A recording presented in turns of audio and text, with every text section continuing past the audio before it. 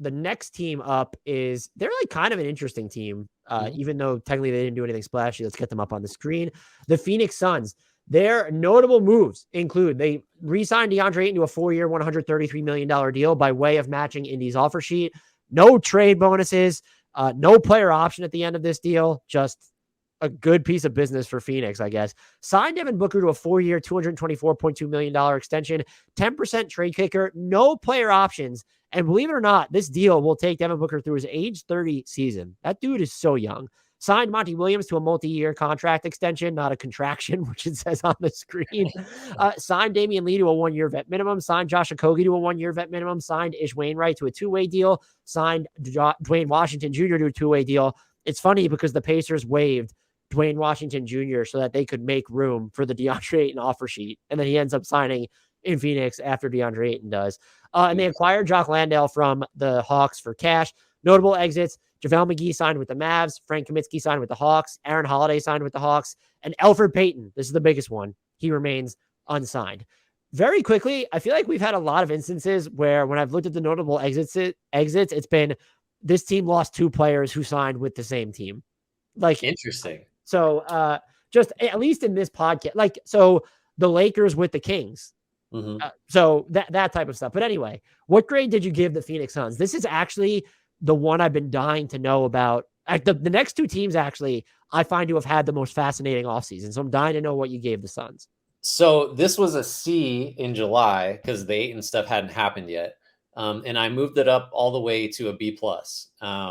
And I don't know if the Booker thing, I don't think the Booker extension was factored in. Start with the Booker. Like, the Booker extension he's worth that money. The Suns basically get him for the rest of his early prime, and he's locked in. There's no options. Like, this is set. Your superstar foundation is set. I think we agree that Booker is at that level.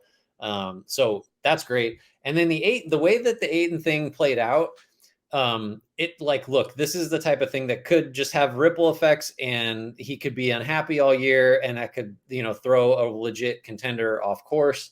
But theoretically, he felt the same way last year. And the only difference now is he has $133 million. Like, so if that's the type of gaming system setup he could buy with that money. Man, think of the ergonomic chairs. And, spare no expense. Can you get like an Eames gaming chair? Those like, $5,000 chair. So like, teams don't really do this that often. And this was an interesting circumstance because we're talking about a number 1 overall pick that's playing for a contender that is still on his rookie deal, essentially, when all this was happening. I kind of like how the Suns did it. They basically said, like, go out and prove that there's a market at a certain level for you. Maybe they weren't even communicating. They probably didn't say this to him, but the implication was, go prove what you're worth, and then we'll decide if we want to do that. And like, immediately they decided, yeah, that's fine. And it's just asset preservation. Whether they view Ayton as a key piece down the road or not, it's clear that there is a market for him at this rate.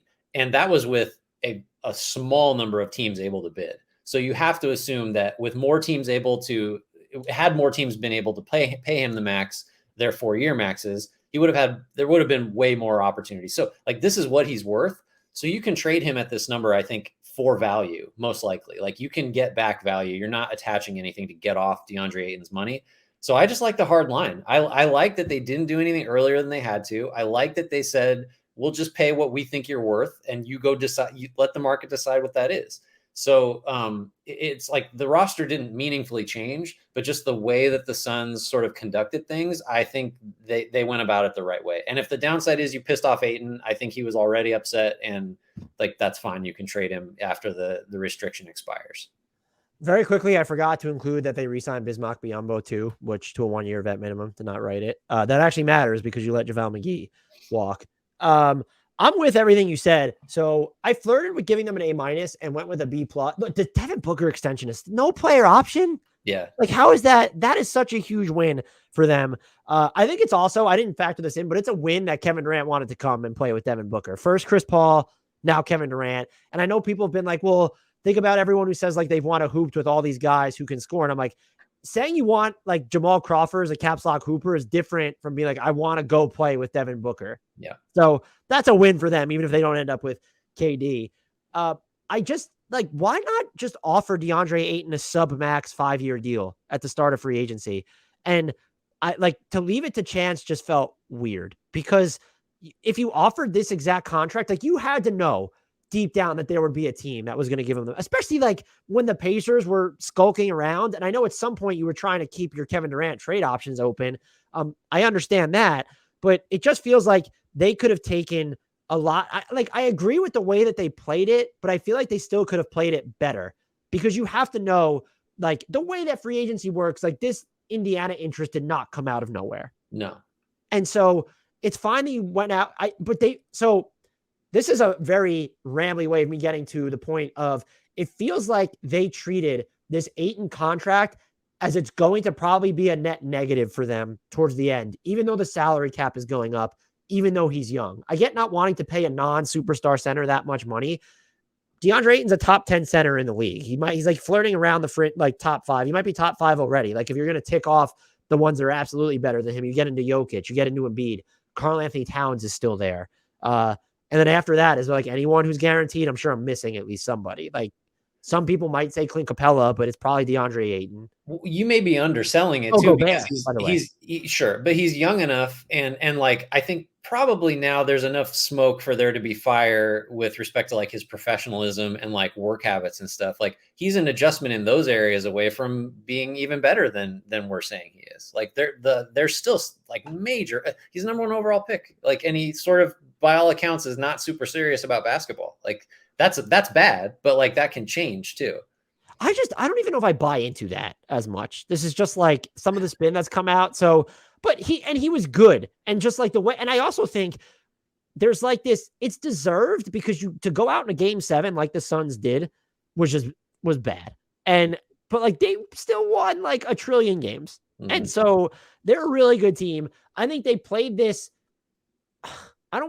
I think they played this well. I don't think they played it optimally is really what it was with Ayton. Why not offer him a 5-year submax? And if he doesn't take it, then you kind of save face there. And if he does, now you have him on like locked up on market value at worst for the life of this contract with the cap going up. And I didn't ding them for this because I don't know who they would have signed, but to not like get they didn't spend the mini MLE, and I don't really have a problem with that, looking at who they might have realistically had a chance at, but they do need like someone different from campaign as the ball handler, preferably someone bigger who puts more pressure on the rim. That being said, were you getting that with the mini MLE? So I'm at the point where the Suns are at the level where it's like, well, you should just spend it anyway. Like if there's anybody out there who's even kind of sort of worth it. But like they didn't need Bruce Brown, I guess, if you had Torrey Craig, who's back. So I didn't know what to make of that. It was mostly the Ayton stuff for me, but I think I like the extension for Monty Williams as well. And I actually kind of like I know he didn't play with I know he wasn't playing with the Warriors steadily towards season end, but having Damian Lee, I like that as a flyer on like just a wing who can shoot and move off the ball and also hold up defensively. So I think it was a good offseason. Kevin Durant stuff obviously looms over them, but they could have played it better, but not much better, I guess is what I'm getting at.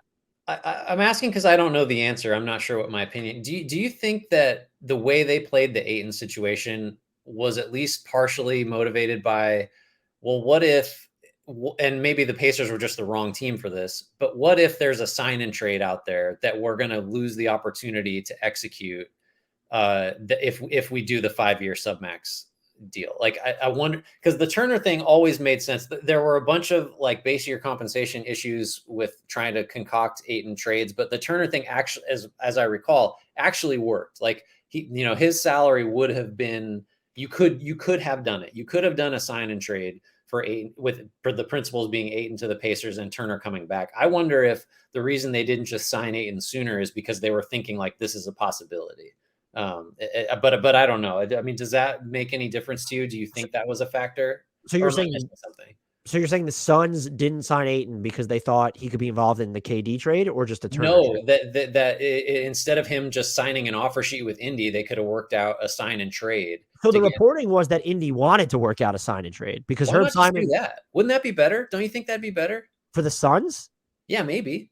It could. I mean, I do think Turner's a defensive upgrade over Ayton. I don't think he's appreciated enough defensively, and he obviously spaces the floor. But what are you going to pay? I guess he'd be cheaper than Ayton moving forward too after this deal. Yeah. The rebounding gets worse for you, and you're not going to be like, if now who's your best rebounder without DeAndre Ayton there? Is it? I guess it would it be Miles Turner? And if it's not, that's an issue. Problem. Well, So and as I think about it, I think maybe the idea would have been that what we can potentially get if we have to trade a disgruntled Ayton on this new deal is more valuable than Miles Turner in the last year of his deal and whatever we have to pay him. and That's look, maybe it was as simple as they were gonna offer Ayton something, but then the Kevin Durant scenario, like they knew that was deteriorating. They knew he'd be on his list. And they were like, well, if we can reroute DeAndre Ayton as part of this, like no one's off the table aside from Booker and Chris Paul and everything that we're talking about. So that's not even an insult to Ayton. I still just think like, I get why they didn't sign him to the extension last year. And to be fair, like it seemed like there was very much one team that was going to sign him to the max, unless Detroit went after Durant in part because they thought that Ayton and Indy were married to each other. So, as my work phone goes off in the background, spoiler alert, it's not about a Donovan Mitchell trade. But yeah, so I think it was a good quality offseason. I don't think they did anything wrong or missed out on any opportunities. And even if you go through who's the best player who actually signed a mid-level deal this summer, it's either Joe Ingles or Lonnie Walker the fourth, I think. And so it's like, whatever. So yeah, I don't think they missed out on anything, but the Suns B pluses from both of us, I think, or did you give them an A minus? No, it's a B plus for me.